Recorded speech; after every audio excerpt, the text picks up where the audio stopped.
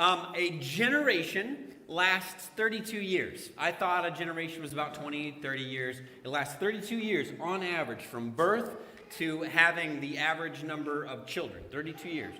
So a lot happens in 32 years. For example, 32 years ago, it was 1990. And in 1990, people were wearing pagers. If you were really cool, you wore a pager. The Berlin Wall came down. Iraq invaded Kuwait.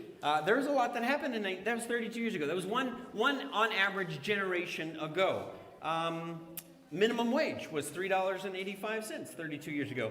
In 1958, so you go 32 years before that, 1958, the Beatles, this is a trivia question for you people who are around, the Beatles were known as, by what name? Silver Beatles. The Silver Beatles? No. Quarrymen, there we go, and their drummer was named? Pete Best. Oh, you guys are so good. That's 1958. That's 1958. 32 years from now, it'll be 2054, and we'll be vacationing on Mars, and there'll be robot police officers. I don't know. But one of the things that I have always found a little off-putting, and maybe it's because I've been the victim of it, but is the generational mistrust. Have you ever noticed that? We come up with names for generations because there's a little generational mistrust. And I think that's the reason we call people boomers, millennials, Gen Z, Gen Alpha. There's a saying for the boomer generation that's disparaging. Does anybody know what it is? Oh yeah, the younger generation knew. You say, okay, boomer, kind of sarcastically. But the older generation does it too. They're like, oh, millennials, they're the worst. Or Gen Z, all they do is on their, or screenagers, that's all they do. We all talk about generations in this way that's really not very helpful. And I think we can think of other non-compliments, but I want you to know, this is kind of interesting. This is actually nothing new. Way back in the day, all the way tracing back to Aristotle, they were making fun of the next generation. They didn't like the next generation. They were disparaging the next generation. So this is a guy named Anthony Cooper, 7th Earl of Shaftesbury. He was speaking to the House of Commons, February 1843. Today's boys are a fearful multitude of untutored barbarians with dogs at their heels and other evidence of dissolute habits. Worst thing in the world to have a dog at your heels. The girls, they drive coal carts. Can you believe that? They ride astride horses. They drink, they swear, they fight, they smoke, they whistle. Unbelievable. And they care for nobody. The morals of today's children are tenfold worse than the past. And you can just tell, just look at this guy. You can tell, this guy was like, those millennials are the worst. I mean, when I looked up who this was, I saw the quote, and then I looked up who this was. I was like, of course he hates the kids these days. That's exactly the kind of face you make when you don't like the next generation. So this is, like I said, this is dating all the way back to Aristotle, hating on the next generation or hating on the previous generation. So if you've ever said, kids these days, just remember, you're just like every generation before you. All the generations have done it. If you've ever looked at kids behind you, you've felt the same way. There's always been this generational mistrust, disparaging those who have come before and despairing of those who have come behind. I think that's dumb. Amen. That's so dumb. I think we need to break a 2,000 or 10,000-year-old tradition. It's time to break that tradition because it's the most ridiculous thing in the world. It doesn't get anybody anywhere. So we're doing this new series, we're calling it Generations, and one of the things I want us to understand is that God is a God of generations. God is a God of generations. You guys, it's cold outside, I know it is, but I want you to feel what we're talking about today because what we're going to talk about by the end of this sermon, I'm hopeful that you'll feel like you can take your place in this millennia-long relay that God is orchestrating, that God is in control of, that you're part of something that is much bigger and much grander than your little 10 seconds of life in the big scheme of things. God is a God of generations. How many of you had a refrigerator like this one in your garage? Some of you still have it. Yeah, some of you still have it in your kitchen, right? What is the great thing about a refrigerator like this? They do not die. They will cost you $1 million in electricity, but they will run forever. Some of you have it. You store your stuff in the garage and these things. They just don't die. They're incredibly sturdy. They don't break down. They don't make them like this anymore, do they? They just don't make them like this anymore. And that is true, and that is by design. There's a feature built into a lot of design these days that's called planned obsolescence. Do you know what that means? That means manufacturers make things so they won't last super long to encourage you to go out and buy a new thing. And this isn't illegal. This is totally legal to do this.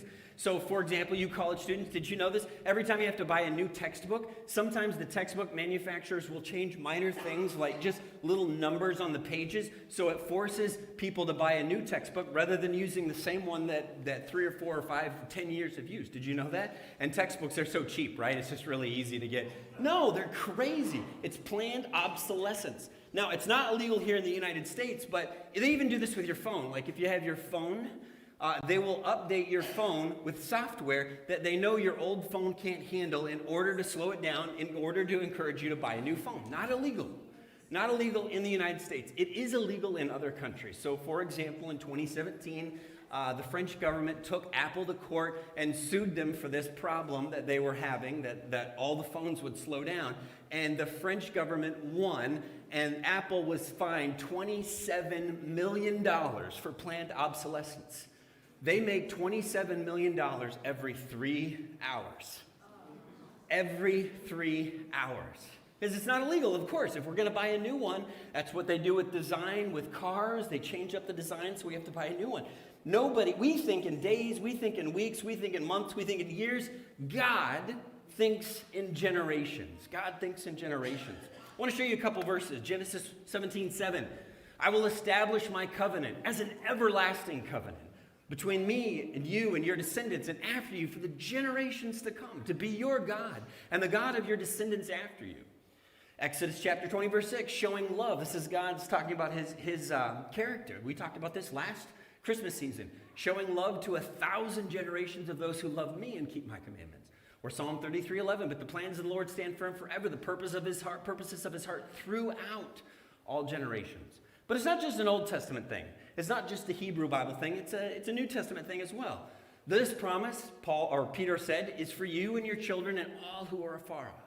For all whom the Lord our God will call. Or Ephesians 3:21, to him be the glory in the church and in Christ Jesus throughout all generations, forever and ever. And one of the things we've been studying a lot in the book of Revelation chapter 1, God gives himself the name, who is, who was, and who is to come. He's a God of generations. And that's so important because we think in such short, small bursts, and God is thinking so much bigger.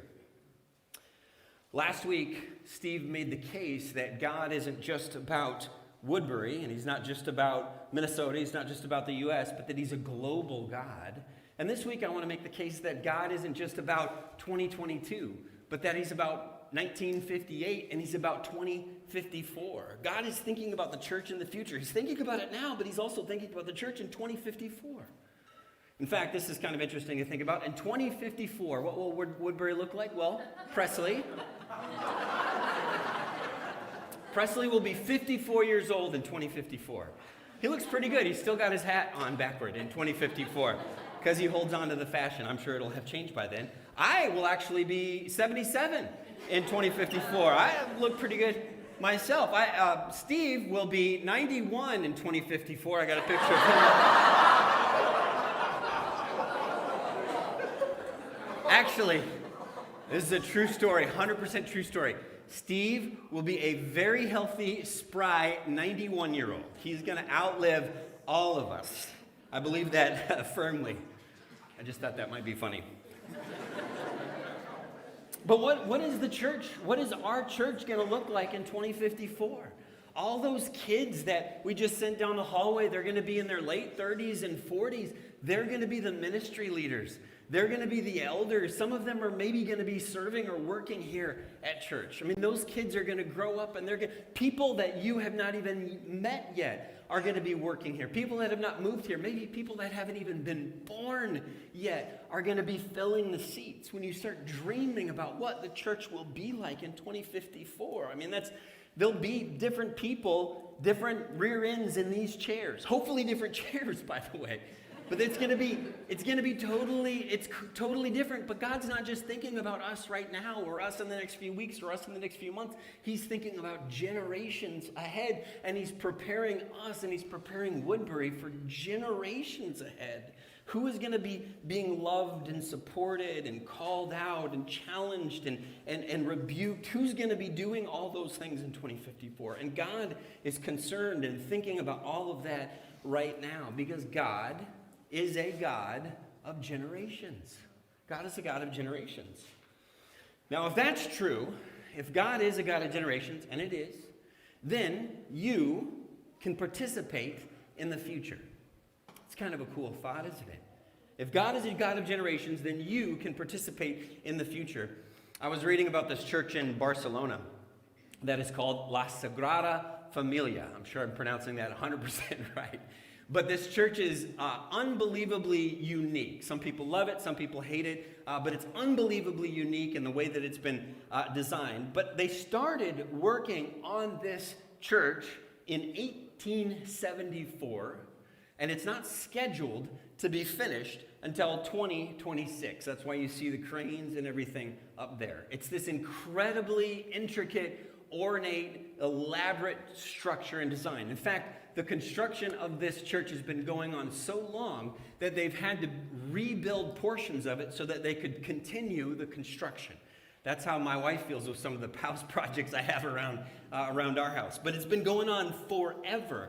Now, the original architect that designed it, knew that he wasn't going to be alive to see it completed. And he was being interviewed in the newspaper one time saying, "Does that bother you that you're not going to see this finished?" And his quote was awesome. His quote was this. He said, "My client is God, and he is not in a hurry." And I love that.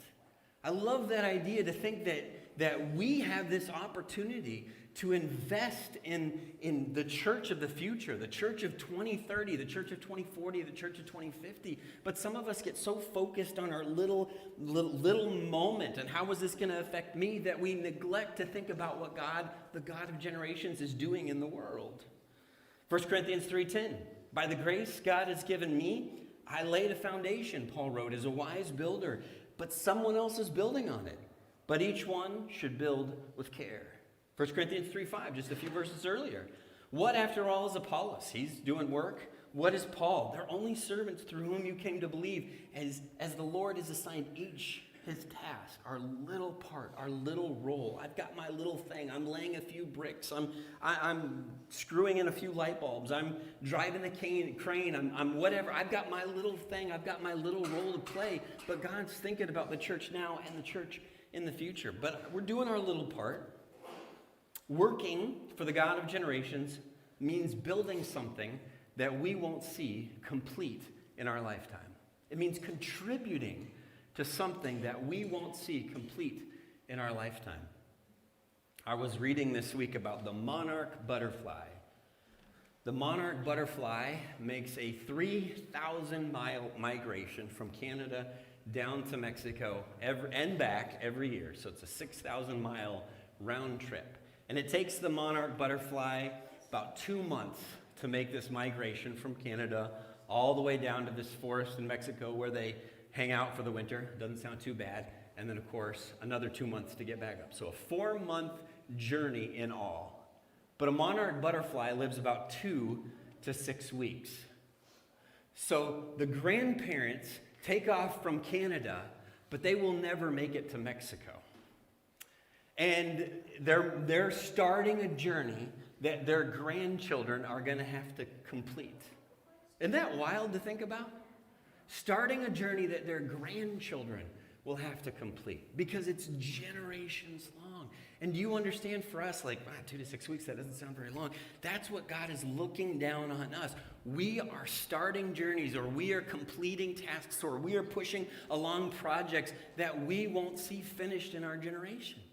And we have to understand that we serve this God who's a God of generations, that he's doing something so much bigger than we can imagine. But if we get selfish and we think it's just about this thing and my little time and my little moment and I just want it for me, then we're going to miss out on what God is doing, because he's got a much bigger, much grander picture going on.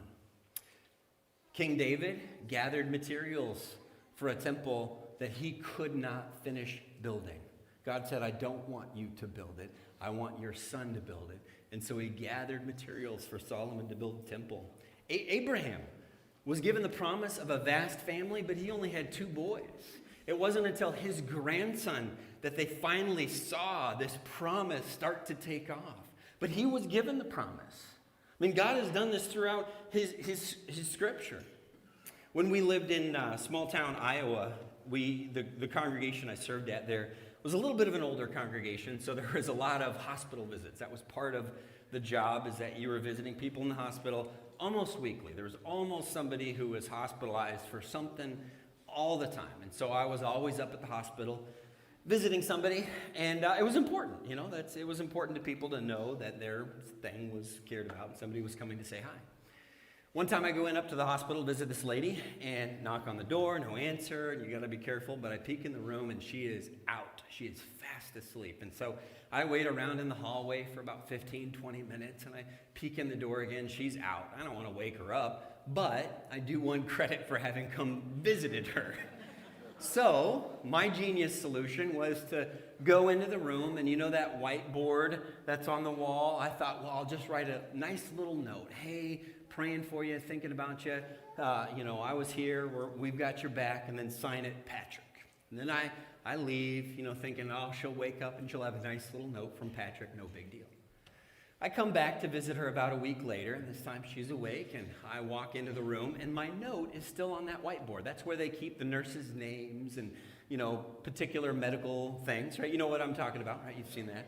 My note is still on that board, and I'm like, oh, wow.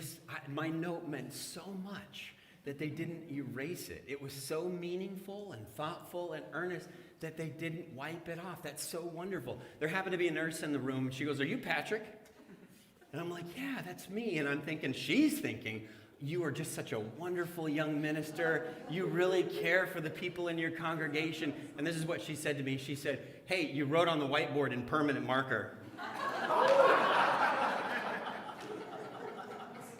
But the reality is that, like, the stuff that we do, the contributions that we make, the encouragement that we give, those things are happening in permanent marker in the church. God is using encouragement that you might give to somebody when they're a child. The Pray For Me campaign, those of you that are praying and caring for our teenagers, that might be something that pays fruit generations from now. Because something that you said or something that you did carried with them throughout their adulthood. You guys can all think of things or compliments or something somebody said to you when you were a kid that you've carried with you. Hopefully it was good. Some of you can think of some bad things people have said that you've struggled with your entire life, that you've carried with you on permanent marker in your heart. You have the opportunity to play a role in the future because God is a God of generations. It's so important. We serve a God of generations. We can participate in the future, and that future starts now. But the handoff is crucial. The handoff is crucial. Over the last generation, the U.S. men and women's 4x100 relay teams in the Olympics have been terrible. They've been terrible. And the problem is that individually, the athletes that populate those relay teams are some of the best in the world, some of the fastest in the world, regularly win world championships individually. But when they bring this group together to run the relay, they are awful. Since I think it's 1998, they've had 12 medals and 11 disqualifications. This is just the men's team. 11 disqualifications. It happens almost every year. It happened in July at the World Championships in Eugene, Oregon. It happened again. The fastest guys, the most well-trained, the most athletic guys that we have to put in that relay, and they cannot make it happen because they're constantly fumbling the handoff. They can't get that stupid baton from one person to the next. They only have about, 30 feet to do it in, and they're running super fast, and I can understand, but this is the problem. They can't figure it out. And so other nations who train at this piece of it, who aren't as fast as these guys, they beat us because they're training at that handoff. They're making sure that then when they come into that lane, that baton gets to the other guy. Because if you drop it, you're done. That's it. You're out. There's no chance. Or if you fumble it and you slow down, well, you're gonna lose to guys that have taken off past you. They can't pass the baton. You can be the best individually, but if you can't make the handoff, it doesn't really do you much good. You can be the most dedicated, thoughtful, kind, generous, warm person, but if you can't take that and pass it to the next generation and it dies with you, what good does that do? Unless you can make this handoff from one generation to the next. And that's why it's so stupid that we disparage of the next generation. How does that help anybody? If you think there's a problem with the next generation, well, then do something about it. Don't just sit back and say, millennials, Gen Z, Gen Alpha. I don't know, they keep making up names. Don't just, and by the way, we're going to talk about this in the coming weeks. If you're like annoyed with the previous generation, well, they didn't run fast enough. They didn't run far enough. Well, then do something about it. Appreciate the contributions they made, but you can do something. You don't have to be like, oh, boomers, they're the worst. It's awful. I can't stand them. Can't stand that generation. Judges chapter 2, verses 10 and 11. This is such an important passage setting up the context of Judges. After that, the whole generation had been gathered to their ancestors. This was the generation that had come out of the wilderness. They'd been gathered to their ancestor. Another generation grew up who neither knew the Lord nor what he had done for Israel. They didn't know. And what happened? Then the Israelites did evil in the eyes of the Lord and served the Baals. That handoff never happened. And it takes both parties to make it happen. But the handoff never happened, and a whole generation rose up. And you could sit back and say, well, it was the old folks' problem, or it was the young folks' problem. Doesn't do you any good. The handoff is crucial. It takes both parties. And here's an important truth. All of us benefit from other people's faithfulness. You benefited from someone else's faithfulness, whether it was their generosity. I mean, you're sitting in a building that maybe you didn't have any part of building. You're part of a legacy that someone else handed off to you. Maybe it was your parents or your grandparents or your great-grandparents. But we all benefit from other people's faithfulness. And it's not turning a blind eye. I mean, it's not saying that a generation before there weren't problems or things that needed to be fixed or things that needed to be addressed, but we've got to recognize we're standing on something that we didn't build, that we didn't create. We inherited from the faithfulness of people before us, but we've got the responsibility of taking that baton and passing it on to someone else. God is a God of generations. You can participate in the future, but that handoff is crucial. It is critical. I'm at an age in my life where I have to think about retirement. And some of you are like, yeah, you're well past that age. You should be thinking about retirement when you're 18 years old, starting those Roth IRAs. I know, I get it. But I'm at an age where I'm like, oh, I can start counting like when those kinds of things need to happen. And so every once in a while, I'll see some like retirement advice, and I'm like, oh, well, I got to pay attention to that because at some point in my life, I mean, not in the not too distant future, I'm going to need that advice. And so I was reading this piece of retirement advice, and they were talking about how some people thrive in retirement. You know, you've seen that. You've seen people just take off in retirement, and you've seen other people shrivel and just wither away, and they die. They just can't handle it. You know what I'm talking about? Yeah. They just can't handle the lack of work or the lack of purpose or whatever it is. And so this advice was saying, hey, part of the problem is that people feel like they matter when they have a job or a career or something they work for. And when they move past that, they just don't feel like they matter anymore. And they just sort of sit in their chair and get less and less healthy, and they stop using any muscles, and the heart start, and they just, that's it. They just can't handle not working. They can't handle not having that purpose. And so what they said that you need to do is you need to create a life that has meaning both before you retire and after you retire, that continues to have meaning. That's good advice. It seems like good advice. I don't think it goes far enough. I think what we need to do is we need to create a life that has meaning during our lifetime, but then also has meaning beyond our lifetime, that has meaning after we die. We may not get the credit for it. It's not about a plaque on the wall. It's not about having a building named after us, but it's about giving the next generation an opportunity to be successful because of the sacrifices that we've made and being grateful for the sacrifices that a generation before us have made. An opportunity to matter after our life. It's like the advice that they give actors, right? There are no small roles, only small actors. There are no small roles, taking out the trash, sweeping a floor, teaching a kid's class. There are no small roles in the church. There's only small Christians who don't understand the part that they're playing in building something that will last generations. Years ago, and I'm gonna end with this, but years ago, Karina and I were on vacation in Cabo San Lucas, Mexico. And I know everybody thinks when you're in Cabo San Lucas, you should always find a church to go to on Wednesday nights because that's what people do. Well, that's what we did. We found a place that we wanted to go to church on Wednesday night, and we met these wonderful Christians. And in the part of the conversation, one of the Christians was sharing a story about one of their members, or a couple of their members, that just stuck with me. And I think about it all the time. It was this family that had 9 sons. 9 sons. 8 of the sons worked really hard, manual labor jobs, and all 8 of those sons contributed so that they could afford to send the youngest son to college. And he would be the first person in their family that had been able to do that because of the sacrifice of the older 8. And I think about that idea all the time. We all want to be the youngest son that gets that role, but sometimes we're called to be those older brothers who sacrifice for the blessings of someone else. And those blessings, in turn, bless us. But I think about that idea of, like, what is it? What is it that I can do?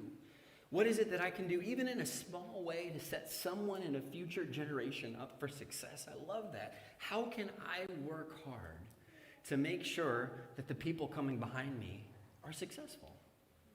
Parents, you know this. If you're in this room, I think this is true, right? I think this is true. Maybe not. But a lot of us parents, we get a little confused when we're raising our kids about what really matters, occasionally, right? We start to think it's grades that are really important, and we push our kids to get good grades. Got to get good grades, got to get a good scholarship, got to get a good degree, right? We push our kids to do that.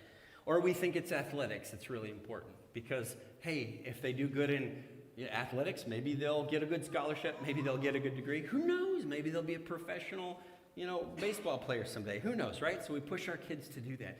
But at the end of the day, we know none of that matters, right? All we want for our kids is for them to be better followers of Jesus than we were. When you pray for your children, do you pray that they're going to have a huge contract in professional sports? No. You don't care about that.